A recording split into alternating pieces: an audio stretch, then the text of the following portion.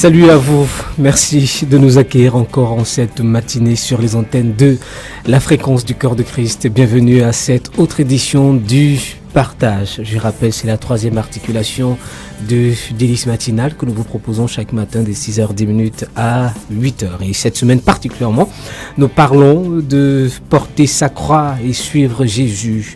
Une interpellation du Seigneur adressée à ses disciples est-elle encore d'actualité ?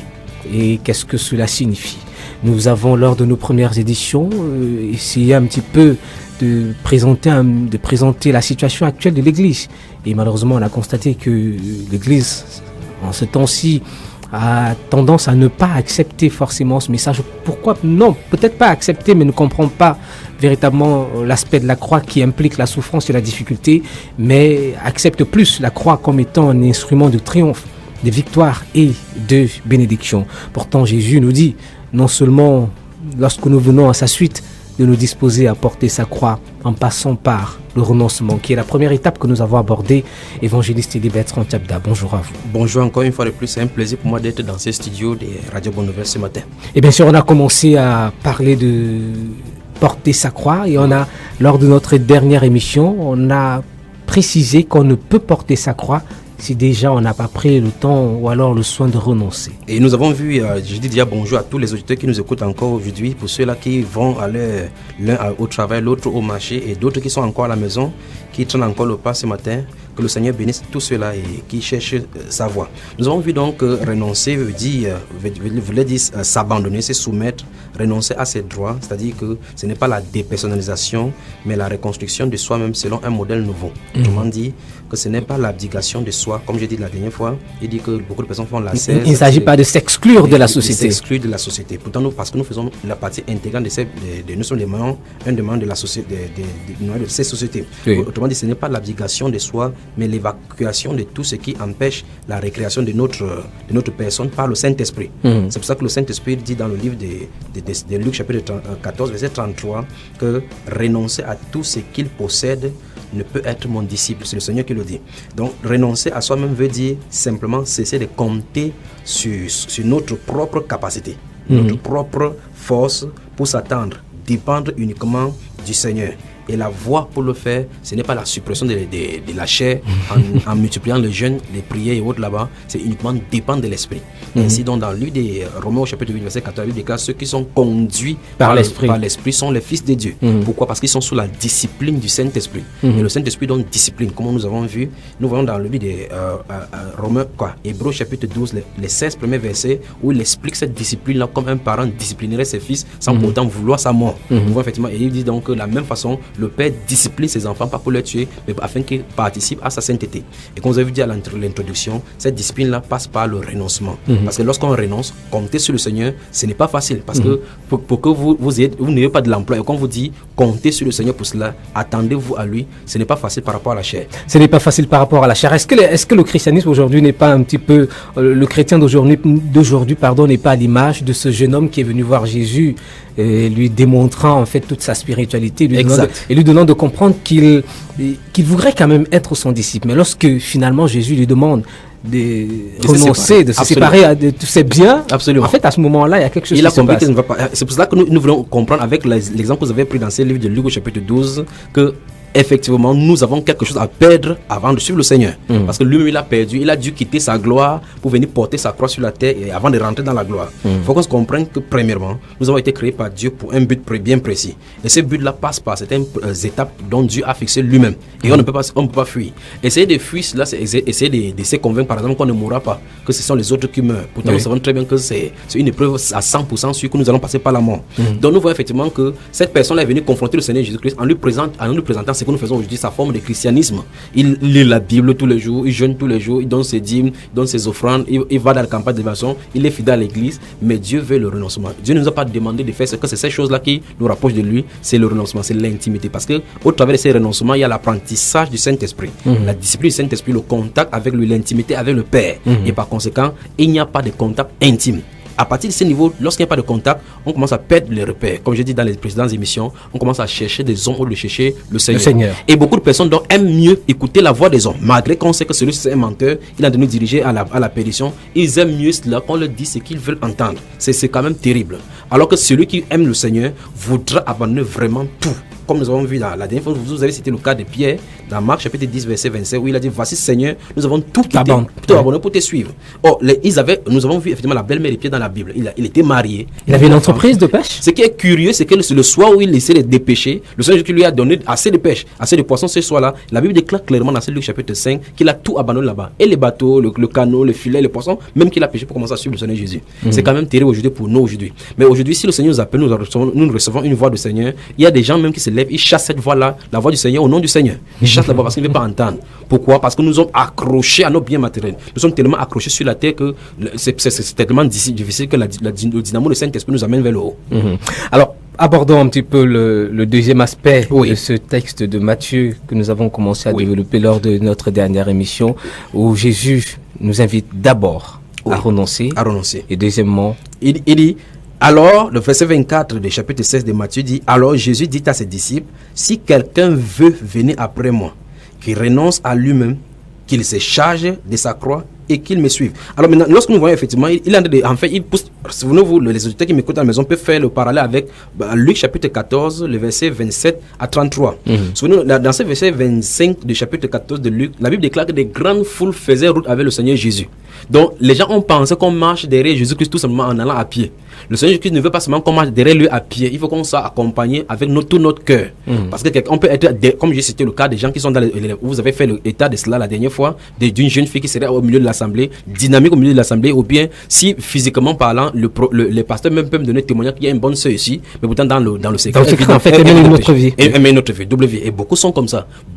Y compris même les pasteurs. Il y a le cas des pasteurs que j'ai rencontrés qui ont 3 femmes, et l'une des femmes ne connaît pas l'autre. D'autres ont même des femmes même dans leur propre assemblée. C'est quand même terrible. Donc le Seigneur Jésus dit que si quelqu'un veut venir après moi, dans ce Luc chapitre 14, plus c'est le même contexte encore, c'est la foule qui a de suivre Jésus. Et encore, dans notre contexte, on voit effectivement comment le christianisme, c'est une christianisme de foule. Et bien là, Jésus va commencer à donner la sélection, les conditions pour marcher derrière lui. Donc on ne marche pas derrière lui seulement physiquement. On marche maintenant avec une preuve de vie. Il va dire que si quelqu'un vient après moi et qui ne renonce pas à lui-même, c'est quand même terrible. Et qui ne se charge pas à sa croix, il ne peut pas être son disciple. Alors, se charger de sa croix. Maintenant, se charger de sa croix, ça veut dire accepter toutes les difficultés qui sont chargées d'après la voie que tu vas suivre derrière lui. Donc, avec un langage simple, ça veut dire ceci. En fait, je prenais le livre de Luc chapitre 14 tout à l'heure pour dire effectivement que le Seigneur va montrer quelque chose, un autre parabole. Il y a une parabole qui est ajoutée pour amplifier par rapport à ceci. Il a dit dans cette parabole, à partir du verset 30, il dit que quel est ce roi qui veut aller en guerre ne reste d'abord pour calculer si avec 10 000 il pourra attaquer 20 000. Et s'il ne le peut, il va envoyer dans une ambassade pour demander la paix. Puis il donne encore une autre parabole, c'est 2 paraboles qui se trouvent là-dedans. Il dit que quel est cet homme qui, s'il veut bâtir une maison, ne s'assoit déjà pour savoir si ça avec les planches qu'il peut avancer, ou bien avec le briques, ou bien avec le papin.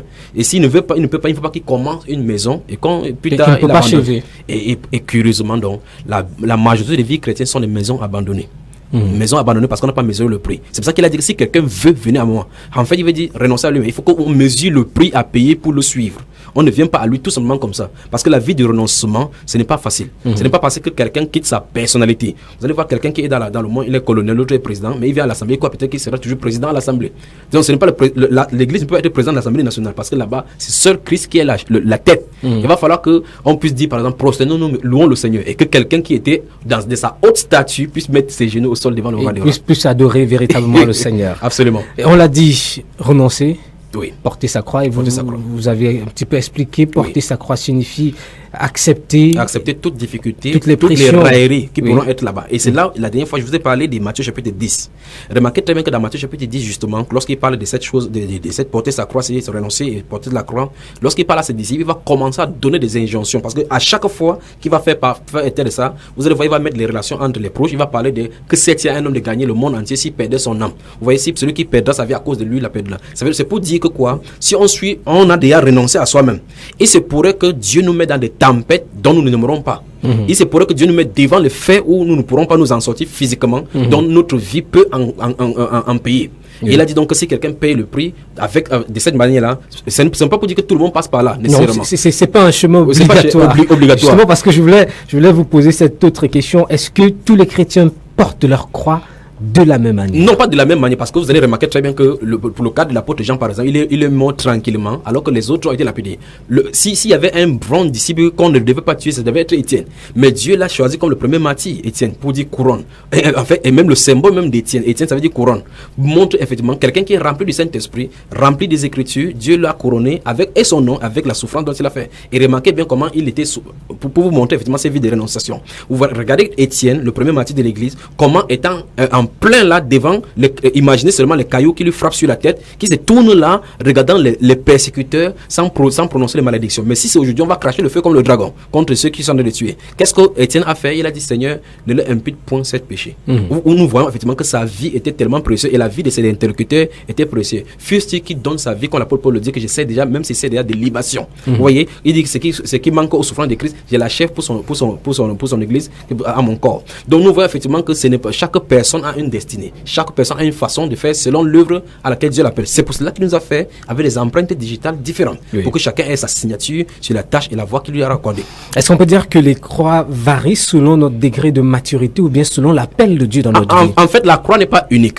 Oui. Non, parce que lorsque nous voyons l'histoire dans un cheminement, par exemple, si vous avez 80 ans à vivre, que vous montez ou descendez, c'est pas la même croix que vous portez de façon constante. Donc il ne s'agit pas de ces reliques-là. On va dire que les circonstances varient. Les circonstances varient justement parce que Dieu va augmenter de degré en degré. Remarquez très bien que le châtiment de Job, pour prendre cet exemple pas précis, vous voyez effectivement le châtiment de Job est venu progressivement. Lorsqu'on a fini par tuer son enfant, on va tuer le bœuf. On va finir par tuer le bœuf, il faut qu'il avance pour toucher le corps de Job, ainsi de suite. Il faut pire encore qu'il faut que sa femme vienne prononcer, le pousser à la malédiction. Vous voyez effectivement à chaque étape, perdre déjà ses enfants c'est un problème, perdre le bien matériel encore c'est davantage un problème, que la maladie touche encore ton corps c'est encore davantage un problème. Et vous voyez effectivement que chaque fois il a les messagers pour lui prêcher cela afin qu'il s'irrite contre Dieu. Donc porter sa croix c'est même pas une histoire de constance, c'est que lorsque vous avez assimilé, parce qu'en fait derrière la croix que nous portons se trouve le collège et les différentes graduations, c'est-à-dire que ce sont les épreuves par lesquelles nous passons pour composer à l'épreuve à l'école de Dieu. Justement on aura l'occasion de parler un petit peu de la finalité de la croix. Oui. On aura l'occasion de revenir sur le but même, pourquoi est-ce que Dieu le permet, et quelle est la finalité, est-ce que on finit, on souffre et puis bon voilà ça va, ou bien il y a une finalité à cela, on reviendra, on abordera la question tout à l'heure, mais je ferai un petit peu qu'on s'attarde un petit peu sur porter sa croix. Avez-vous l'impression qu'aujourd'hui on a une église affaiblie parce que des hommes et des femmes qui constituent cette église ne veulent plus se lever avec leur croix, ou bien ne veulent plus accepter porter la croix? Voilà une très bonne question. Nous allons regarder sur deux angles. D'abord, il y a plus de gens qui se mettent à leurs genoux prêts à intercéder, prêts à porter le poids. L'histoire de l'Église nous montre pêle-mêle les gens qui passaient, c'est-à-dire qui avaient des douleurs de l'enfantement. Qui avaient des fardeaux. Qui avaient des fardeaux, justement. Aujourd'hui, nous entendons sur les antennes de la radio, dans les prédications, que les pasteurs ont les fardeaux. Et le fardeau, c'est que les bâtiments se remplissent. Mais ce n'est pas le nombre de personnes qui est rempli dans nos bâtiments qui est le problème, qui doit être la finalité. C'est de la qualité de ces personnes qui y sont. Quand la qualité des personnes qui y sont, si la quantité de personnes qui étaient dans nos qui sont dans nos assemblées aujourd'hui était proportionnelle à la quantité des renoncements. C'est que les nations seraient bouleversées. À la capacité de ceux qui portent leur croix et qui se mobilisent pour le Seigneur. Ceci devait donner une indication pour montrer effectivement la pauvreté spirituelle de l'Église. Parce qu'en réalité, nous voyons effectivement dans l'histoire de l'Église et dans la Bible et hors de la Bible, c'est-à-dire hors du canon biblique, nous voyons que l'histoire de l'Église nous montre de façon indélébile que tous ceux-là qui ont porté ces fardeaux-là et qui ont accouché des âmes pour le Seigneur ont bouleversé le monde entier. C'est le feu de réveil qui a balayé tout le monde entier. Charles Finney, Zwingli et autres là-bas, nous voyons effectivement que Charles Finney particulièrement, voyons effectivement que c'est un auteur particulièrement de ces choses qui touchent l'âme pour amener les gens au renoncement. Nous voyons effectivement que c'est ça qui nous manque aujourd'hui. De l'autre côté, parce puisqu'il devait voir ça sur deux angles, la mondanité a saisi l'Église. Et cette mondanité africaine, comme nous avons touché dans les deux premières parties de l'émission, nous avons vu effectivement que le fait que la mondanité est entrée, on a commencé à copier du monde, on a commencé à imiter le monde et finalement on est devenu dans le monde et l'Église s'est retrouvée en plein dans le monde. Par conséquent, les valeurs du monde dont on doit renoncer se trouvent en plein développé. En fait, manifesté par l'Église et magnifié dans l'Église. On a l'impression que ce qu'on devrait fuir, On a accepté, on a embrassé et épousé. Et vient nous retrouver à l'église. Et maintenant, vous voyez donc le travail qu'il y a. Puisque quand le monde était séparé de nous, on devait annoncer le renoncement à ce monde. Maintenant, le monde se trouve en plein parmi nous. Qu'est-ce qu'il faut faire? Il faut d'abord indiquer aux chrétiens et aux croyants d'aujourd'hui que le monde se trouve en notre présence. Ça, c'est un. Pour qu'on puisse réaliser et accepter cela, puis maintenant prêcher le vrai renoncement. C'est un fardeau. Il faut que le Saint-Esprit vienne au milieu de nous. Alors, on aura l'occasion de conclure en parlant concrètement de comment est-ce que le chrétien doit. Mais je voudrais savoir... Oui. Quelle attitude le chrétien doit adopter déjà pour savoir que là, il est en train de porter une croix. Oui. Deuxièmement, quelle attitude il doit adopter même quand il est au cœur de ce challenge. Voilà. Lorsque la relation avec le Seigneur, c'est une relation d'amour. C'est le christianisme, ce qu'on appelle le christianisme aujourd'hui, le christianisme biblique a ceci de particulier par rapport à d'autres religions, c'est que la vie chrétienne normalement c'est une vie de relations. Et quand c'est une vie de relations, c'est lié, le lien de ces relations là c'est l'amour. Lorsque un individu porte donc l'amour pour le Seigneur dans son cœur, il souhaitera, comme je dis, il souhaitera toujours faire la volonté de Dieu, et par conséquent celui-ci sera au pied du Seigneur pour voir si sa vie est en règle devant le Seigneur. Lorsque celui-ci est dans la règle avec le Seigneur, au fur et à mesure le Seigneur lui montre ses voies par rapport à lui, et par conséquent il peut donner ses secrets. Dieu ne dit pas tout simplement, ne donne pas ce secret de façon vulgaire à tout le monde comme ça. C'est ceux qui ont connu ses voies, ceux qui connaissent ses voies. Donc, les individus et les chrétiens qui nous suivent particulièrement, ils doivent renoncer. Je dis bien renoncer parce que nous sommes arrivés à une époque de distraction à outrance. Parce que beaucoup de choses nous distraient. On a le Coupe du Monde qui nous distrait, les rugby de part et d'autre, les séries qui nous distraient dans les maisons, les différentes vacances et les différents travaux qui nous distraient. Et particulièrement, remarquez bien comment on est devenu au niveau du rituel. Le rituel, c'est je me lève très tôt le matin, je fais ma prière pour ceux qui prient. Parce que d'autres, quand ils se lèvent et ils se rendent compte que... directement. Voilà, il engage directement. Il est en retard. Et certains m'écoutent maintenant et c'est là qu'ils font le signe de croix pour dire Dieu va comprendre. Dieu ne comprend pas. En fait, on va continuer dans cette train croyant qu'on est avec Dieu, c'est trompant et au final, comme j'ai dit la dernière fois, chacun de nous doit rendre compte à Dieu. Il faut qu'on fasse son programme en conséquent, qu'on comprenne que, en fait, remarquez bien que ceux qui disent que il faut que c'est mon travail, il faut qu'il travaille, s'il ne travaille pas, il va manger quoi, pour montrer que ici, ils ne comptent pas sur Dieu. Lorsqu'ils sont tombés, ils sont allaités, ils cherchent Dieu là maintenant. Et très souvent donc, puisque nous parlons de ces souffrances-là, Dieu utilise ces moyens-ci. Faire l'état quand je dis quelqu'un de son travail, utilise des atouts de maladie pour pouvoir parler au cœur de la personne. Et vous effectivement que et l'expérience a montré que c'est dans la souffrance véritablement que l'être humain cherche Dieu véritablement. Parce que quand il est dans le bien-être, quand il est chargé d'un bon point, il ne trouve pas la nécessité de parler au Seigneur. Oui. Donc on va dire, les circonstances de la vie déjà constituent une sorte d'école de Dieu. Des signes qui nous donnent de comprendre que là, le Seigneur est en train de nous interpeller. De nous interpeller, exactement. Alors la deuxième question était de savoir comment savoir que nous sommes avec Dieu. Que là, nous sommes en train de c'est le Seigneur qui le permet. Il faut porter sa croix. Parce que, je le disais au début de l'émission, je ne sais pas si c'est cette émission ou la dernière, que malheureusement, on a l'impression aujourd'hui que Dieu ne peut pas permettre qu'on soit confronté à un certain nombre de situations. Du coup, il faut chasser des démons, il faut utiliser toutes les potions nécessaires, il faut utiliser les parfums Saint-Michel, il faut utiliser, en fait, tout ce qu'on peut utiliser pour se défaire de cette situation et absolument sortir de là. Voilà, et comme je vous ai dit dans la première partie de l'émission, c'est que naturellement, l'être humain n'aime pas souffrir. Parce qu'en réalité, comme nous sommes dans ces studios, si vous entendez un son d'explosion, la première réflexe, on va d'abord sortir. Pourquoi? Parce qu'en réalité, parce qu'on veut se mettre à l'abri. Permettez-moi, par exemple, pendant que vous parlez, un passage me vient à l'esprit. Je vais lire le livre de Jacques, chapitre 5, le verset 10. La Bible dit, prenez mes frères pour modèle de souffrance. C'est quand même terrible. Les chrétiens n'aimeraient pas. J'ai dit, il y a des gens qui n'aimeraient pas entendre ce passage. Mais regardez, suivez. Dans Jacques, chapitre 5, le verset 10, il dit, prenez mes frères pour modèle de souffrance et de patience, les prophètes qui ont parlé au nom du Seigneur. Voici, nous disons bienheureux ceux qui ont souffert patiemment. Vous avez entendu parler de la patience de Job et vous avez vu la fin que le Seigneur lui accorda. Car le Seigneur est plein de miséricorde et de compassion. Donc, derrière les souffrances se cache la miséricorde de Dieu. Donc, nous voyons effectivement, on doit nous donner l'indication, pour répondre à votre question, qu'il y a des souffrances. Dans la souffrance, il faut qu'on soit patient. Et malheureusement, comme vous venez de signaler, beaucoup de personnes veulent à tout prix compris. C'est pour ça qu'on va visiter le pasteur. Le pasteur a maintenant désormais son cabinet comme un médecin. Et il attend les gens là-bas pour qu'ils viennent pour nettoyer ses souffrances. Et la Bible déclare dans 1 Pierre chapitre 5, le verset 8, qu'on décharge sur nous de tous nos soucis, sur le Seigneur Jésus, pas sur le pasteur. C'est le Seigneur Jésus qui est le porteur des fardeaux. Ça veut dire que si nous avons quelque chose, et dans le livre de Philippiens chapitre 4 verset 7, la Bible déclare que si nous avons besoin de n'importe quoi, qu'on les lui présente dans nos besoins par les supplications avec les actions de grâce. Les actions de grâce, c'est ça. La paix de Dieu qui surpasse toute chose, voilà, gardera nos pensées en Jésus. Alors maintenant, Qu'est-ce qu'on a aujourd'hui? Est-ce que les chrétiens comprennent ces choses-ci? Parce que le seul fait que nous avons des inquiétudes, nous venons vers Dieu, nous pouvons venir vers lui et comprendre le pourquoi de cela. Et comme les gens ne suivent pas ce carnaval, ils vont vers les hommes de Dieu, on va leur vendre de l'huile, comme vous avez signalé, vendre le mouchoir. Les mouchoirs et les huiles n'enlèvent pas les souffrances. En fait, de toute façon, si la souffrance vient de Dieu, vous priez, il va amplifier pour que vous compreniez que c'est sa volonté. Parce que vous ne pouvez pas chasser le Saint-Esprit au nom de Jésus. Vous ne pouvez pas chasser Dieu au nom du Saint-Esprit ou au nom de Jésus. D'où la nécessité, on va toujours revenir sur ce point, d'où la nécessité justement d'interroger Dieu. D'interroger Dieu. Et maintenant, combien de personnes entendent la voix de Dieu? C'est encore une autre paire de manches au milieu chrétien aujourd'hui. Combien entendent la voix de Dieu? Si quelqu'un rejette derrière l'écriture, comment il va comprendre la voix de Dieu? Quand la Bible nous déclare dans 16 Jacques chapitre 5 que prenez pour modèle de souffrance les prophètes qui ont parlé de la part du Seigneur, du prophète de souffrance et de patience. Alors maintenant, quelqu'un ne lit déjà pas l'écriture. Il sait que quand il y a un problème, il faut qu'il appelle le pasteur. C'est un danger. C'est un danger pour son âme. Chacun va prendre les écritures pour savoir de quoi il est question. Confronter sa vie avec le Seigneur. En fait, j'ai dit tout à l'heure que la vie de chrétien, c'est une vie de relations et de sa base sur l'amour.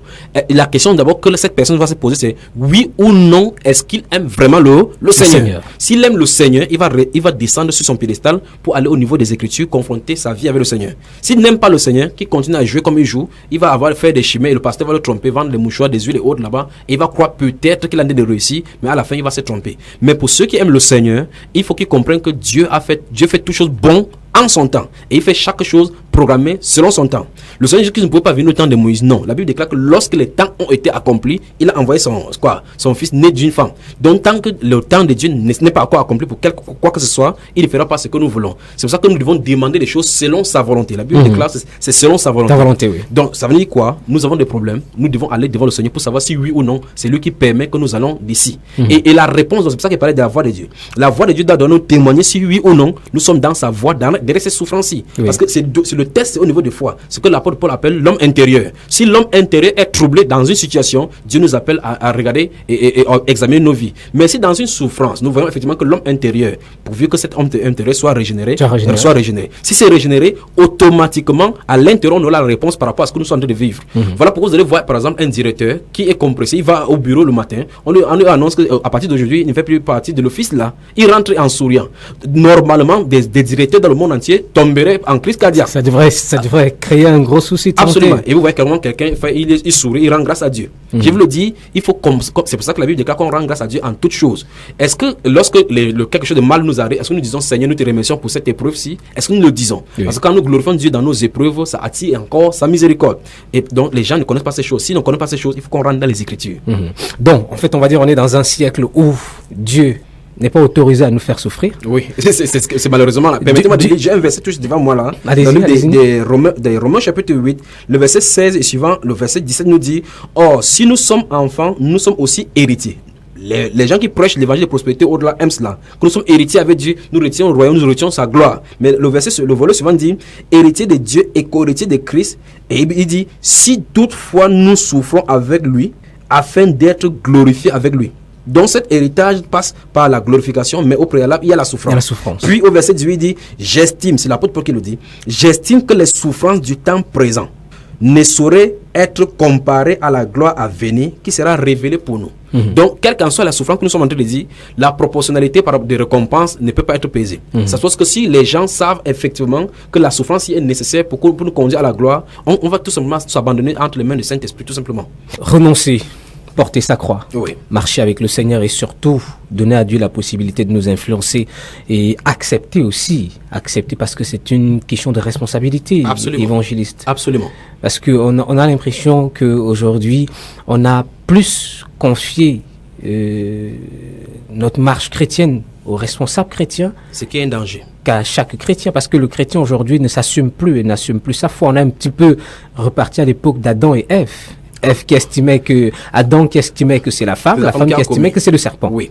Et maintenant, Dieu va mettre chacun devant sa responsabilité et donner son jugement. Comme dans cette cas où vous voyez effectivement que ça n'a pas empêché que Adam prenne sa sanction. Ève prenne sa sanction. Oui. Donc on peut avoir la responsabilité, comme j'ai dit dans la première partie de l'émission, que les pasteurs sont à plaindre parce que s'ils ne sont pas formés, ils ne peuvent pas donner des bons enseignements. Mais souvenons-nous que j'ai également dit que si les chrétiens doivent prendre la responsabilité de lire la Bible, parce que souvenons-nous encore, pour ceux qui nous écoutent, les pasteurs n'ont pas une Bible différente des autres, différente de ce que nous avons, de ce que les autres ont. S'ils ont des grosses Bibles et il y a des parallèles à l'intérieur, ce ne sont pas des parallèles qui sont des parallèles parole de Dieu. La parole de Dieu est contenue à l'intérieur. Et si vous avez des relations avec le Seigneur peut vous expliquer autant mieux comme il explique aussi au pasteur. Donc nous avons les uns les autres la responsabilité.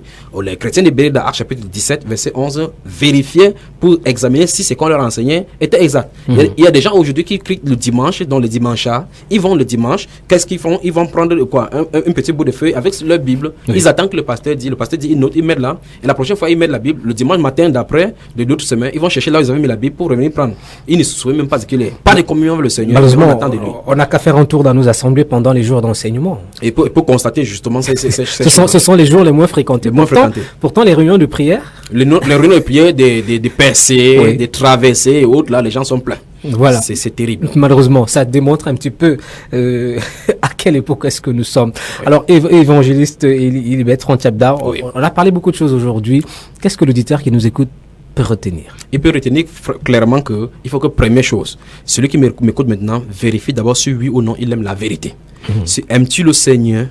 La deuxième question, c'est pourquoi vas-tu vers le Seigneur? La troisième question, c'est es-tu en règle alors que tu en es d'écouter maintenant? Est-ce que tu es un disciple du Seigneur? Parce que le Seigneur a dit que voici les conditions pour être ses disciples. Parce qu'aujourd'hui, les gens se taguent être chrétien. Le Seigneur a parlé des disciples. Lorsqu'on parle de disciples, c'est quelqu'un qui suit une discipline. Ce n'est pas d'être dans une école de disciples là. Non, c'est pas ça son question. Les disciplines du Seigneur a été tracées une fois par lui. Donc, si quelqu'un m'écoute maintenant, 1. Aimes-tu le Seigneur? 2. Vis-tu pour le Seigneur? 3. Ta vie que tu mènes maintenant, actuellement, honore-t-elle le Seigneur? Honore-t-elle le Seigneur? Quatrième question, si le Seigneur apparaît là maintenant, es-tu sûr d'aller avec lui dans la gloire? Si c'est non, il faut réformer sa voie, tout simplement. Réformer sa voie et revenir au Seigneur. Et on l'a dit, pour porter sa croix, première étape, renoncer. Accepter, renoncer. Et deuxièmement, quand on décide de porter sa croix, c'est accepter que Dieu nous impose ses lois à lui. Que Dieu nous impose sa loi. C'est sa rigueur à lui. Et ça, c'est pas toujours facile à accepter. Mais pourtant, Dieu dit qu'on doit devoir l'accepter. Merci à vous. Merci à tous ceux qui nous ont écoutés ce matin. Nous vous retrouverons avec beaucoup de joie demain pour conclure. On abordera. Vous l'avez évoqué. Quel est le but de la souffrance, de cette croix que le Seigneur nous donne de porter? Est-ce qu'il y a une gloire? Vous l'avez évoqué lors d'une émission. On parle de gloire attachée. Et est-ce qu'il y a une période, une durée précise? Parce que quand on parle un petit peu des souffrances de Job, on a l'impression que tout s'est passé en un jour. Mais en fait, c'est tout un processus. Qui est étalé sur une période de temps déterminée par Dieu. Alors, est-ce qu'il y a un temps précis? À quel moment est-ce qu'on sait que voilà, là, je suis en train de me décharger de ma croix? Vous voyez, prenons d'abord le temps des souffrances. Vous voyez les gens qui naissent avec la souffrance. Dans Jean chapitre 9, le Seigneur Jésus-Christ nous parle de quelqu'un qui est né aveugle depuis la naissance. Et les disciples lui posent la question, est-ce que c'est parce que son père ou sa mère ont péché ou lui-même? Il dit que ce n'est ni à cause du péché ni rien. Ça fait que l'œuvre de Dieu s'accomplisse en lui. Donc nous voyons effectivement que des gens peuvent naître dans la souffrance. Donc il y a d'autres qui commencent ça tôt. Le cas de Joseph, vous avez mentionné dans une des émissions, si vous avez mentionné le cas de Joseph, que pour lui c'était avec 17 ans. Vous voyez effectivement que pour Moïse, ça a commencé à 40 ans. Nous voyons effectivement que chaque programme, Dieu a son programme par rapport à chaque livre. C'est pour cela que les livres doivent être ouverts devant le trône le grand trône blanc. Chacun aura son livre, de la naissance jusqu'à la mort. De la nécessité, vous l'avez dit, de coopérer avec le Seigneur afin de connaître la vision de Dieu pour nous. Absolument. Sans cette vision-là, on est désorienté. On sera comme quelqu'un jeté en plein mer et qui n'a pas de boussole. Merci à vous. Merci à tous ceux qui nous ont écoutés. Et nous allons mettre un terme à cette série consacrée, bien sûr, à ce thème porter sa croix. On le constate finalement que c'est un message qui est d'actualité, peut-être qui ne court pas les rues, mais qui est d'actualité. Le chrétien d'aujourd'hui a besoin de porter sa croix et bien sûr de s'équiper, surtout à cette époque où on parle de plus en plus de persécution, de violence vis-à-vis des chrétiens. On a besoin de s'armer justement et surtout d'être prêt. Évangéliste. Exactement. La Bible déclare donc effectivement que nous devons prendre toutes les armes de Dieu afin de tenir ferme après avoir tout surmonté. On aura l'occasion d'évoquer ce chapitre du livre d'Éphésiens. Merci à tous ceux qui nous ont écoutés. On se donne rendez-vous demain. Et pour ceux qui aimeraient entrer en contact avec l'évangéliste Ilibet Tchabda, appelez tout simplement à Radio Bonne Nouvelle, le 650 67 86 96, 650 67 86 96 et nous vous mettrons en contact avec lui. Portez-vous bien, restez connectés. Shalom.